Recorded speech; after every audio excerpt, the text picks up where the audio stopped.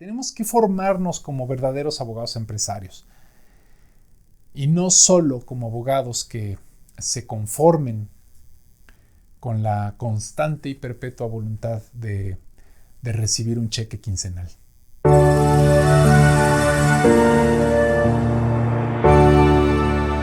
Muchas gracias, muy buenas noches a todos. Pues gracias Jesús, gracias al INCAM, al Ilustre, pero pues también muchas gracias a todos ustedes, mis queridos estudiantes, ¿no? A los alumnos que me dan la oportunidad de hacer lo que más disfruto en este mundo, pues que es platicar con ustedes, con las nuevas generaciones de abogados. Gracias, de verdad. Y bueno, en efecto, como decía hace un momento Jesús, pues soy litigante, pero también me dedico a ayudar a los practicantes de derecho a fundar su propia firma legal. Y bueno, como parte de esta labor, pues me he percatado de dos noticias, de dos cosas que se traducen en dos noticias para ustedes. Una noticia buena y una mala. Y como diría por ahí un estandopero muy famoso, pues parece chiste, pero es anécdota. Les tengo dos noticias, una buena y una mala. La mala es que nuestra profesión está entrando en una crisis. Y la buena es que hay habilidades que ustedes, que las nuevas generaciones, pues pueden desarrollar para que esta crisis no les afecte o de plano la eviten completamente, ¿no? Entonces vamos a la primera parte, a la mala noticia, la parte poco amigable de esta conferencia, de esta plática. La abogacía mexicana está en franca crisis. Lo que nosotros hacemos, lo que los abogados hacemos, se está convirtiendo en un commodity, un producto genérico, sin diferenciación, de calidad pues estandarizada, cuyo precio está definido completamente por la oferta y la demanda y cuyo proveedor es completamente irrelevante. Como si fuera oro, como si fuera azúcar, como si fuera petróleo. Y esto, pues, no es algo que tenga que ver con la forma en cómo concebimos el ejercicio de la abogacía. No, la verdad es que es algo que tiene que ver simple y sencillamente con la realidad. La profesión legal está entrando a un periodo de crisis, un periodo de transformación también, por qué no decirlo, que no es propia de México, sino de todo el mundo y que inició hace mucho tiempo. El problema es que nosotros los abogados, y particularmente nosotros los abogados mexicanos, nos hemos esforzado por ignorar y hasta por negar. Y la verdad es que hacemos mal, porque estos cambios afectan a todas las formas de ejercicio de la abogacía, a las firmas grandes, a los despachos grandes, a los despachos pequeños, a los departamentos legales de las empresas, a los servidores públicos, a los notarios, a los corredores y muy especialmente a los estudiantes de derecho. Y en un ratito más voy a decir por qué. Nuestros servicios jurídicos, nuestro conocimiento que tanto nos ha costado empastar en piel de cerdo, se están comoditizando. Nosotros los abogados estamos dejando de jugar ese papel prominente al que estábamos acostumbrados. Estamos dejando de ser los coestelares de la economía, de la política, de los negocios. No sé si ustedes se han dado cuenta, pero poco a poco, por ponerles un ejemplo, los despachos de abogados están dejando de llamarse algo así como Hidalgo y Costilla, Gallaga, Mandarte y Villaseñor, ¿no? con permiso del padre de la patria, y están comenzando a llamarse con acrónimos o con nombres que tienen la palabra law, por ejemplo, ¿no? Mi propio despacho es un ejemplo de ello, ¿no? Con el paso del tiempo dejó de llamarse Alvarado Nieto Consati de la Cruz Abogados para ser simplemente ANCOT. ¿Por qué está ocurriendo esto? ¿Por qué nuestro servicio y nuestro conocimiento, que tanto trabajo y tanto esfuerzo nos costó, y tantos errores nos costó acumular, se está convirtiendo en una mercancía intercambiable? Creo que las razones son muchas y obviamente no tendría yo tiempo en esta plática pues, de tratar todas. Así que me voy a centrar solamente en una muy concreta, que es la cada vez más férrea saturación del mercado. Es una de las grandes ventajas que tenemos de vivir en un país como México, de vivir en un país en vías de desarrollo, es que tenemos una bola de cristal fantástica con la que podemos predecir el futuro. Es una bola de cristal a la que si nosotros nos asomamos, podemos ver lo que nos va a pasar en 5, 10, 15, 20 años. Y es una bola de cristal que se llama Estados Unidos. Lo que pasa allá, en el ámbito que ustedes quieran, seguramente va a ocurrir en México en algunos años. Así que, si nosotros volteamos a la Unión Americana, vamos a ver que los abogados estadounidenses ya desde hace algún tiempo se están enfrentando a abogados y a despachos que provienen de la India, particularmente de la India, aunque de otras naciones, pero especialmente de la India, que tienen un inglés perfecto y que overnight redactan una opinión legal, redactan un contrato bien estudiado, ¿no? Bien fundamentado.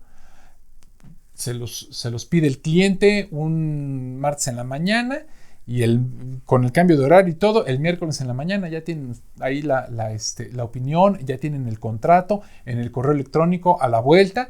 ¿Y qué creen?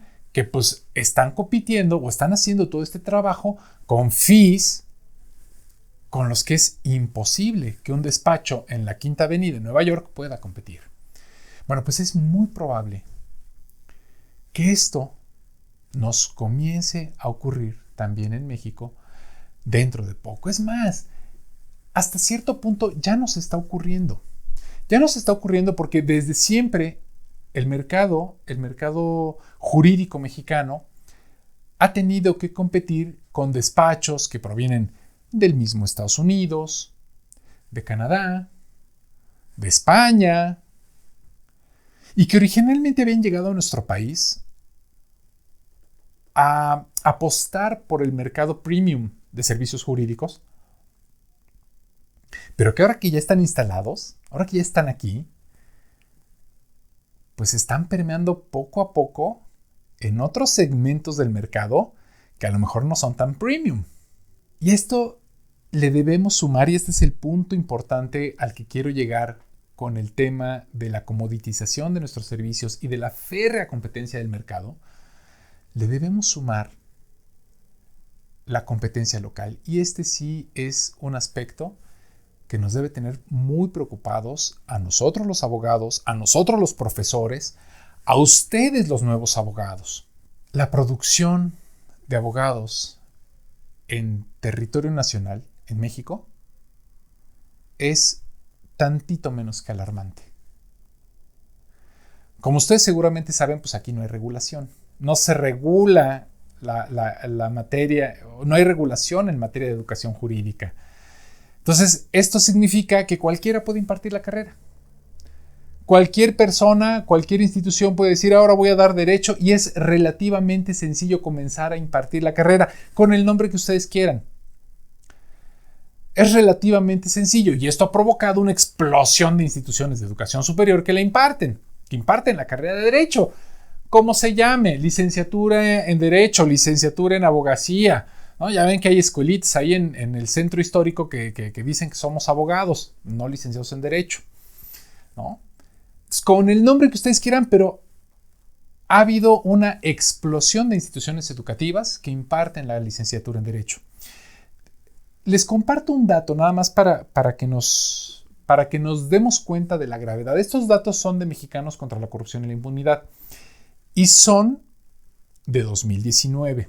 O sea, son datos prepandemia, ¿no? Disclaimer. No he encontrado datos más recientes, lamentablemente, pero vamos a suponer que son datos actuales. Bueno, pues según Mexicanos contra la Corrupción y la Impunidad, en México hay alrededor de 1,400, 1,500 instituciones de educación superior en México que imparten la licenciatura en Derecho. Vamos a suponer que siguen siendo esas mismas. Vamos a suponer que mi dato es actualizado. Bueno, son 1,400. Son muchísimas, mientras que en Alemania hay 40, 45 tal vez. En Estados Unidos debe haber alrededor de 250 y aquí tenemos 1,500 escuelas que imparten la licenciatura en Derecho. Entonces, esto ya nos habla de lo alarmante que es la situación en la que nos encontramos. Pero si hablamos ya del número de profesionistas, entonces ya la cosa se pone todavía peor. Creo que no hay nadie actualmente que tenga claro exacto el número de profesionistas del derecho que están ejerciendo hoy en este momento en nuestro país. O sea, ¿cuántos abogados en activo hay en México? Nadie lo sabe. Pero si revisamos el número de cédulas profesionales que se han expedido, nada más de licenciatura, pues entonces nos topamos con otro foco rojo. Aquí hay otra bandera roja, ¿no? Otro red flag. Por ahí de 2010, más o menos, se habían expedido alrededor de 6 millones de cédulas profesionales. Y desde entonces a la fecha, 2021, 2022, pues vamos por ahí del 12 millones, ya vamos llegando al 13 millones, a la cédula número 13 millones. O sea, en poco más de 10 años hemos sumado al mercado laboral 6 millones de abogados. Y esto, mis queridos amigos, solo los que sí tramitaron su cédula ante la SEP, ¿no? Porque todos sabemos, todos tenemos un amigo que se titula y que no tramita su cédula. O sea, todos sabemos que no todos los abogados lo hacen. Entonces, imagínense ustedes, entre que tenemos más de 1,500 instituciones de educación superior que imparten la licenciatura en Derecho y tenemos pues, alrededor de 6 millones de abogados cada cierto tiempo que se están sumando al mercado, pues imagínense la férrea competencia a la que nos estamos enfrentando nosotros y a la que se van a enfrentar ustedes. La abogacía mexicana se enfrenta a este proceso, a esta crisis, a lo que yo he llamado esta comoditización de los servicios jurídicos. O sea, ya da lo mismo ofrecer servicios jurídicos que ofrecer maíz. No importa quién te lo preste. Hay tanta competencia que da lo mismo. Cualquiera va a ser bueno. Y entonces el mercado de servicios jurídicos se está centrando cada vez en competir por precios más y más y más bajos. Pausa dramática. Porque esto es terrible. Esto es una mala noticia para todos. El que compitamos por precio no es bueno para nadie, ni para el cliente, ni para el consumidor de nuestros servicios, ni para nosotros, que somos los prestadores de ese servicio. Porque mientras más barato es el servicio, pues menor calidad tiene ese servicio. Yo no sé si ustedes han notado, quienes trabajen en algún despacho de litigio sobre todo, pero afuera de los tribunales siempre hay alguien que ofrece asesoría jurídica gratuita. Y hasta lo agarramos a burla, ¿no? Hasta lo agarramos a burla, ¿sí? Entonces siempre hay alguien que ofrece asesoría jurídica gratuita o asesoría jurídica por 10 pesos. Pero a mí me llamó mucho la atención una vez que me tocó ver a un letrero que decía eso, justamente, asesoría jurídica gratuita. O sea, esto significa que el costo de los servicios de esa abogada o de ese abogado fuera de tribunales, es igual a cero. El costo de sus servicios es igual a cero. Entonces, imagínense ustedes lo terrible. Porque esto significa que si alguno de ustedes quiere entrar a competir en esta dinámica de precios, pues va a tener que ofrecer su conocimiento jurídico por menos que eso. O sea, ¿realmente queremos que México, que tan necesitado está de una cultura jurídica sólida, tenga servicios legales que valgan 0 pesos? ¿Realmente lo queremos? El chiste es que, lo queramos o no, nos guste o no, somos un commodity. Nuestros servicios, los servicios jurídicos se están convirtiendo en un commodity. Pero bueno, hasta aquí llegan las malas noticias. Ahora vamos con el lado amable de esta plática, ¿no? Porque esta es la crisis que estamos enfrentando, pero yo les prometí, y como decía Jesús al principio, pues esta plática va a tratar de la crisis y de 3 habilidades que podemos desarrollar para evitarla. Entonces, pues ahora vamos al lado amable, vamos a hablar de estas 3 habilidades que podemos desarrollar todos, pues justamente para que los efectos de esta crisis no nos peguen a cada uno de nosotros en lo individual. Y en mi experiencia como formador de abogados, ayudando a las nuevas generaciones a fundar su propio despacho legal, he identificado varias competencias o habilidades blandas, varias soft skills, que pueden ser de mucha ayuda para salir de esta crisis de la abogacía de la que les hablo. Y ojo, disclaimer también aquí, otro disclaimer, he dicho habilidades blandas que pueden ser de mucha ayuda, no que sean una panacea, simplemente que nos pueden ayudar mucho, ¿ok? Entonces, con esa idea en mente, o sea, son habilidades que nos pueden ayudar, pero que no necesariamente van a ser las únicas indispensables para que no tengamos que competir por precios. No, simplemente es una ayuda, ¿no? Así que, pues vamos a ellas, pero incluso antes, y solo para que no lo tenga 100% claro, déjenme definir lo que yo entiendo por una habilidad blanda. Pues como todos ustedes saben, mis queridos amigos, pues hay dos tipos de habilidades que son igualmente importantes entre sí.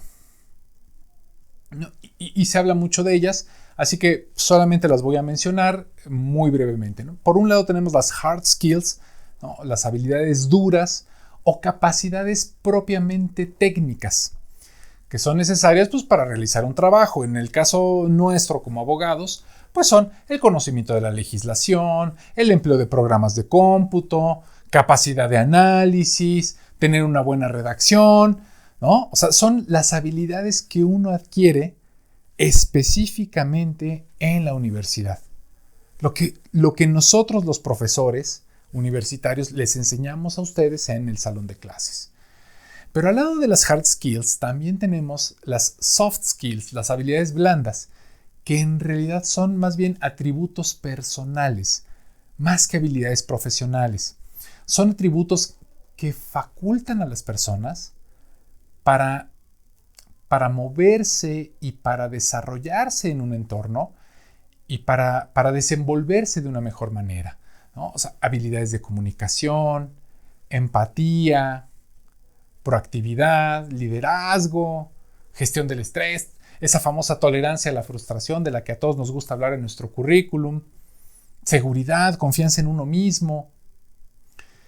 Un poco medio en broma y un poco medio en serio, siempre platico con mi equipo de este tipo de habilidades blandas y duras, diciendo, es que a mí lo que me interesa es que ustedes tengan más kinder que universidad. O sea, no me interesa tanto si conocen la última jurisprudencia publicada el viernes pasado. Lo que me interesa es que ustedes puedan gestionar el estrés, que puedan trabajar bajo presión, que puedan ser empáticos con el cliente. Y esas habilidades no necesariamente se adquieren en la universidad, sino que se adquieren en la vida. Y desde que nacemos las empezamos a desarrollar. Y la buena noticia es que como todas las habilidades, pues estas de las que yo les hablo, se pueden desarrollar. No son talentos con los que uno nazca, son habilidades que se pueden desarrollar. Entonces, hay 3 habilidades blandas de las que quiero hablar con ustedes, porque creo que son las que mejor nos pueden ayudar a nosotros como abogados para no tener que competir por precio, para poder encontrar un lugar en un mercado cada vez más saturado. Y son habilidades, o mejor dicho, estas 3 habilidades son, número 1, la habilidad para hacer sinergia. Número 2, la habilidad para encontrar un diferenciador, para diferenciarte de tu colega que se sienta ahorita en el salón de clases al lado de ti. O sea, la habilidad para ser diferente de los demás, para encontrar ese punto de diferencia. Y número 3, la habilidad para gestionar nuestra propia vida y nuestra propia carrera profesional con criterios empresariales. Entonces, vamos a la primera de estas habilidades. Primero que nada, pues la sinergia. Saber hacer sinergia. Saber armar equipos con una visión ganar-ganar. La mayoría de la gente, la mayoría de las personas, todos, incluso yo he cometido muchas veces este error. Lo primero que hacemos cuando tenemos un reto enfrente de nosotros es preguntarnos, ¿cómo puedo lograr este objetivo? ¿Cómo puedo solucionar este problema? ¿Cómo puedo hacer que ocurra esta cosa? Y como abogados pensémoslo también, ¿cómo le hago para redactar este contrato? ¿Cómo le hago para que quede clara esta cláusula? ¿Cómo le hago para ganar este juicio? ¿Cómo logro ese objetivo? ¿Cómo? Y es una pregunta que nos parece muy lógica porque es la que nos han enseñado a hacernos siempre, pero es la peor pregunta que nos debemos hacer como nuevos abogados. O sea, nos la han enseñado, porque nos han enseñado desde pequeños, desde que íbamos al kinder, que lo que debemos preguntarnos es ¿cómo le hago? Nos enseñan desde pequeños que tenemos que hacer todo nosotros mismos y que recibir la ayuda de otros es como hacer trampa. Y hasta entre nosotros los abogados hay un chiste muy común, ¿no? Que contamos en forma despectiva, que dice algo así como el buen abogado no, o el abogado, hay abogados que no saben hacer las cosas, pero tienen el teléfono del que sí sabe hacer las cosas, como si eso fuera malo, o como si eso fuera algo falto de ética profesional. Y déjenme decirles una cosa, no lo es. No es ni malo ni falto de ética, al contrario, es una habilidad blanda que es importante que desarrollemos si queremos realmente alcanzar los objetivos que nos hayamos planteado, los que sean. ¿Qué pasa? ¿Qué pasa si en lugar de hacernos la pregunta de ¿cómo puedo lograr esto? ¿O cómo puedo lograr aquello? ¿Cómo puedo alcanzar este objetivo? Mejor nos preguntamos, ¿quién? No cómo, ¿quién? ¿Quién me puede ayudar a conseguir esto o aquello o a lograr este objetivo? A llegar a esta meta. ¿Qué pasa si en lugar de cómo nos preguntamos quién? Bueno, pues yo ya tengo una respuesta. Lo que va a pasar si nos preguntamos quién en lugar de cómo, pues es que todos vamos a salir ganando. Tú, quien te ayudó, el usuario de nuestros servicios jurídicos. Así de simple. ¿Por qué? Porque los abogados somos líderes. Los abogados estamos llamados a ser líderes. Ustedes están recibiendo una educación universitaria muy similar a la que yo recibí en su momento. Recibimos una educación universitaria basada en la premisa de que vamos a liderar equipos, de que vamos a estar al frente de un equipo, de que vamos a tener a personas que nos van a estar apuntalando. Pues sí, pero por alguna extraña razón nunca nos dicen abierta y francamente que se vale pedir ayuda. Y que como líderes tenemos que saber formar equipos dispuestos o conformados por personas que estén dispuestas a ayudarse entre sí. Entonces, esta es la primera gran habilidad blanda que debemos desarrollar. Debemos acostumbrarnos, y yo los invito a que lo hagan, acostumbrarnos a encontrar quién nos ayude en lugar o antes de buscar el cómo lograr un objetivo. Y esto tiene que ver directamente, repito, con la conformación de equipos, con el liderazgo. O sea, no estoy hablando de tener el contacto directo con el juez para pedirle favores. No se trata. Se trata de saber identificar a todas esas personas con las que vale la pena rodearnos para generar una relación de ganar-ganar. Eso es sinergia, eso es saber hacer sinergia. Y esa es la primera gran habilidad blanda que los abogados debemos desarrollar. La segunda habilidad que yo he encontrado es la diferenciación. Una habilidad blanda que consiste en encontrar mecanismos para diferenciarnos de nuestros colegas. O sea, quienes estamos aquí en esta plática, nos hemos formado y nos hemos conducido bajo el paradigma del abogado artesano, que se basa en la experiencia profesional del profesante, cuyo solo nombre, unido a la publicidad boca a boca, bastaba para promocionar sus servicios jurídicos. O sea, el abogado artesano es ese cuyo nombre respalda la calidad de su servicio. Por eso los despachos de antes, me atrevo ya a llamarlos así, los despachos de antes se llamaban así: Hidalgo y Costilla, Gallaga, Mondarte y Villaseñor, sociedad civil. Porque lo que importaba era el nombre. Y ese nombre iba unido a una publicidad boca a boca, y eso bastaba para que llegaran los clientes solitos a tocar la puerta. Pero ese modelo ya se agotó. Con 1,500 universidades impartiendo la carrera de Derecho, con 6 millones de nuevos abogados que se están sumando al mercado, pues necesitamos más bien ser abogados que concibamos a nuestra práctica con un factor diferenciador. O sea, entender que nosotros los abogados, como cualquier otra empresa, estamos llamados a ofrecer un servicio único y de valor que los demás necesitan y a un precio que están dispuestos a pagar. Esto de ofrecer algo único y de valor es algo que hace toda empresa. Grande, pequeña, multinacional, de producción local, de productos o de servicios, de precios altos, de precios baratos, nuevas, ¿no?, de reciente creación o antiguas. Es una concepción, un paradigma que constituye el núcleo de todo negocio, incluyendo la abogacía. O sea, crear y ofrecer un servicio único y de valor, y enfatizo, único y de valor. ¿Qué vamos a ofrecerle a nuestros clientes que nadie más le ofrezca? Sí, indudablemente ofrecemos justicia, ofrecemos ser coadyuvantes de la justicia, ofrecemos redactar un contrato, sí, pero es importante que entendamos que hay muchas maneras de que esa justicia a la que nosotros queremos ser coadyuvantes prevalezca.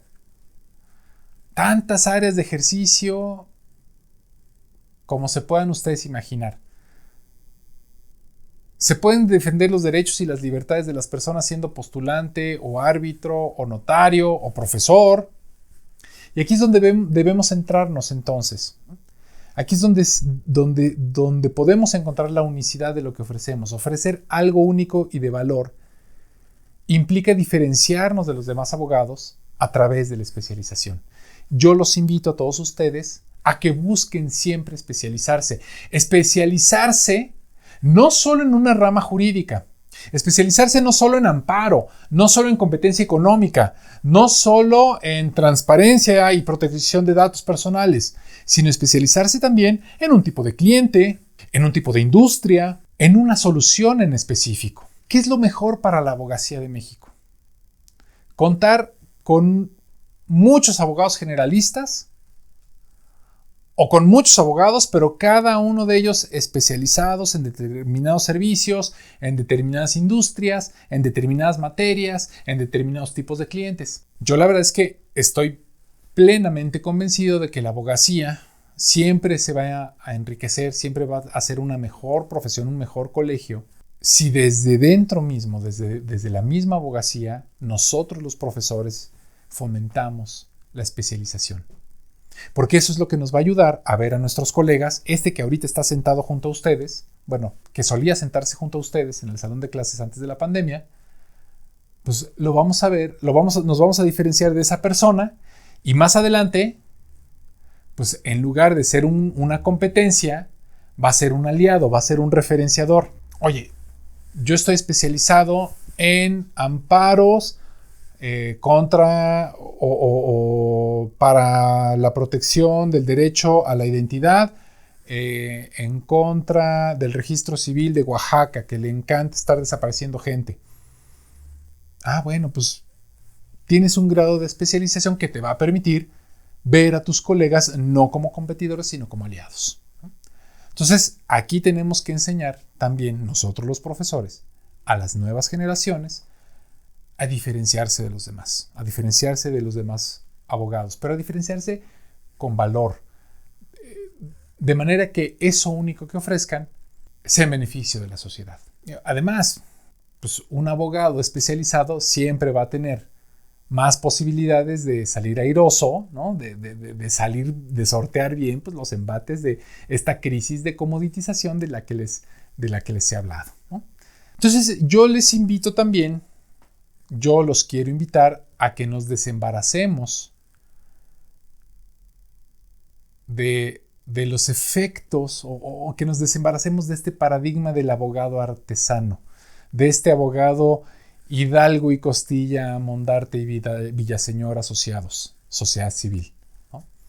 Al abogado artesano, a este Hidalgo y Costilla asociados, les bastaban nada más dos cosas para tener una presencia efectiva, ¿no? Como decía hace rato, el nombre y la publicidad boca a boca. Pues sí, cuando el mercado de servicios jurídicos no estaba tan saturado, pues el nombre y la reputación eran pues, las únicas herramientas necesarias de marketing, ¿no? Eran suficientes para identificar de entre los pocos competidores quién era un buen abogado, quién no era tan buen abogado, quién había ganado tal o cual caso, quién era profesor universitario, quién era autor de libros, quién era conferencista, quién daba entrevistas, quién publicaba artículos en las revistas. Pero en la actualidad, pues ya ese nombre, esa reputación se están perdiendo o ya se terminaron de perder en el océano rojo de la competencia. Ya hay tantas opciones que si yo les digo que fundé el despacho Alvarado Nieto con Sati de la Cruz, pues ya no dice absolutamente nada. 6 millones de nuevas cédulas profesionales en 10 años. Nos están diciendo que ya nos podemos ir olvidando de nuestra placa de hierro con nuestro apellido ahí, o nuestra placa de bronce, ¿no? Ahí con nuestro apellido a la entrada de la oficina. Y lo mismo pasa con la publicidad boca a boca, ¿no? El mercado es cada vez más grande, pero a la vez está cada vez más saturado. Y pues si un abogado se queda con el boca a boca, pues se va a ir quedando con una rebanada de pastel, pues cada vez más delgada, porque pues es un pastel por el que más competidores se están peleando constantemente. O sea, cualquier cliente nos puede recomendar con otro posible cliente. Pero ese prospecto, ese otro posible cliente, pues ya tiene en su escritorio 5 o 10 recomendaciones más, incluyendo la de su sobrinito, que pues está chavo, pero que le echa muchas ganas y que, ¿no? Y que cobra barato. Entonces, nosotros los nuevos abogados, o mejor dicho, nosotros los formadores de abogados y ustedes los nuevos abogados, tenemos el deber de salir a buscar clientes. Y esto implica una actividad que nos pega un poquito aquí en el ego, que nos hace escandalizarnos porque consideramos que atenta contra la dignidad de la profesión, pero la verdad no lo es así. El abogado tiene que saber promocionarse, o sea, tiene que saber anunciarle al mundo qué es eso único que ofrece. ¿Qué es ese servicio único y de valor que nadie más ofrece por el que es digno contratarte? Y pues lo tenemos que saber hacer con ética, con responsabilidad social y con dignidad. Y número 3, la tercera gran habilidad, la tercera soft skill que tenemos que desarrollar es la posibilidad de gestionarnos con criterios empresariales. Y esto lo señalo como una habilidad suave, como una habilidad blanda, porque implica diferenciar entre 3 actividades que están presentes siempre en nuestra vida como profesionistas, que seguramente nunca nadie se las ha puesto en la mesa para diferenciarlas, para darnos cuenta que son tres cosas distintas. Y esto es un error porque cada que alguien decide dedicarse a la abogacía está actuando como tres personas distintas en una. Está asumiendo tres roles distintos al mismo tiempo. Entonces tenemos que saber distinguir esos tres roles al mismo que estamos desempeñando. Primero, somos líderes. Segundo, somos directores. Y tercero, somos operadores. O sea, ejercemos el rol de la persona que lidera un proyecto, el rol de la persona que dirige un proyecto y el rol de la persona que administra ese proyecto, que opera ese proyecto. O sea, el liderazgo, y aquí los explico, es el rol innovador, es el estratega, es el visionario. El que lidera o la que lidera, pues es esa persona que determina a dónde debe dirigirse nuestra vida. O sea, cuando tú te fijas una meta, cuando tú decides a dónde quieres llegar con tu carrera, cuando tú decides por qué estudias una materia optativa y no otra, estás actuando como líder de tu propia vida, estás actuando como líder de tu propio proyecto personal. Estás aventando la mirada hacia el futuro para decir, me tengo que dirigir hacia allá y no hacia allá.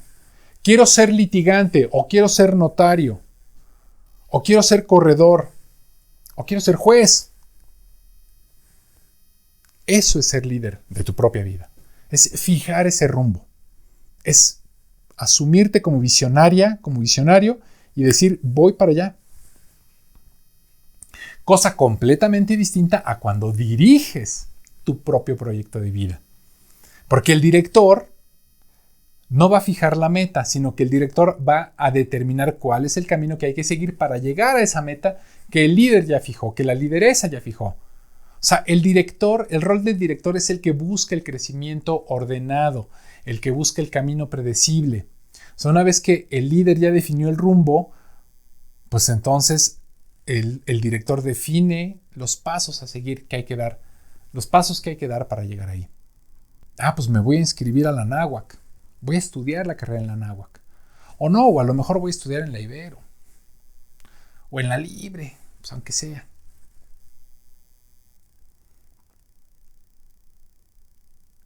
Entonces, cuando tú vas planteándote esas decisiones, ya son en función de la meta que ya te fijaste. Pero vean ustedes cómo son dos actividades completamente distintas. Se pudieran parecer, pero no son las mismas. Y cuando no las tenemos claras es cuando no tomamos las decisiones correctas. Por eso tenemos que tener muy claro, una cosa es ser líder y otra cosa es ser director de nuestro propio proyecto de vida.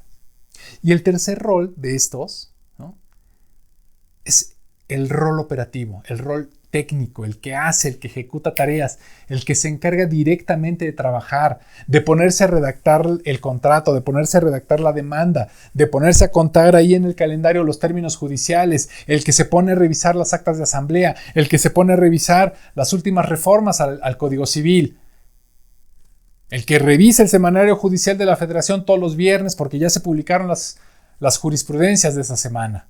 Ese es el operativo, el que hunde las narices en el expediente. ¿Cuál de esas es la más importante? Pues ninguna es más importante. Ninguno de estos tres roles es más importante que el otro, al contrario. Cada uno de nosotros como abogados, pues necesitamos ser líderes de nuestra propia vida y mirar al futuro. Ser directivos de nuestra propia vida para imponernos disciplina y llegar hacia donde queremos ir. Y ser operativos para ponernos a estudiar. He dicho ya en otros foros, y se los digo también a ustedes, no es que nuestro país necesite más abogados. México no necesita más abogados. México necesita abogados que sepan convertir su conocimiento jurídico en sustento económico honesto, en sustento económico ético y útil para la sociedad. Por eso tenemos que formarnos como abogados empresarios. Abogados que sepamos administración, que sepamos finanzas, contabilidad, marketing, ventas, gestión de recursos humanos. Tenemos que formarnos como abogados empresarios, como abogados emprendedores, dispuestos a crear fuentes de ingresos, fuentes de riqueza, a generar empleos.